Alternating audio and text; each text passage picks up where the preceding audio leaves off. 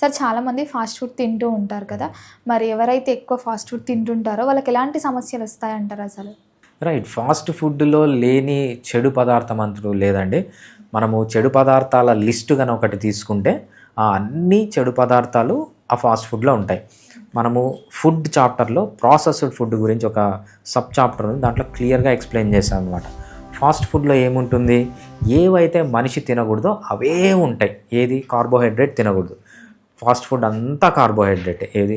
మీరు Chinese noodles తీసుకోండి, పాస్తాలు తీసుకోండి, అంతా కార్బోహైడ్రేటే. నెక్స్ట్ మనిషి తినకూడని వస్తువు ఏంటంటే omega-6 ఫ్యాటీ యాసిడ్స్, అంటే omega-6 ఫ్యాట్స్.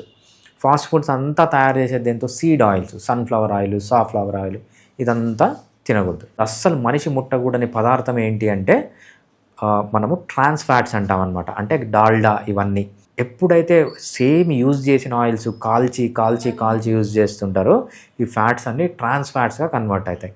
ఈ ట్రాన్స్ ఫ్యాట్స్ అనేవి డైరెక్ట్గా మీ హార్ట్లో పోయి హార్ట్ అటాక్స్ వస్తాయి, బ్రెయిన్లో పోయి పెరాలసిస్లు వస్తాయి.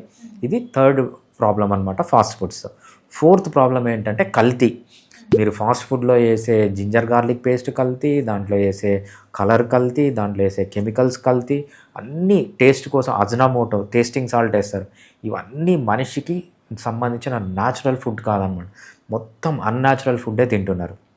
4 గుర్తుపెట్టుకోవాలి. ఒకటి ఎక్కువ కార్బోహైడ్రేట్, ఒకటి omega-6 ఫ్యాటీ యాసిడ్స్, ఒకటి ట్రాన్స్ ఫ్యాట్స్, ఒకటి అన్యాచురల్ సబ్స్టెన్సెస్. ఇవన్నీ ఫాస్ట్ ఫుడ్స్లో ఉంటాయి కాబట్టి ఎటువంటి పరిస్థితుల్లో ఫాస్ట్ ఫుడ్ అనేది మంచిది కాదు.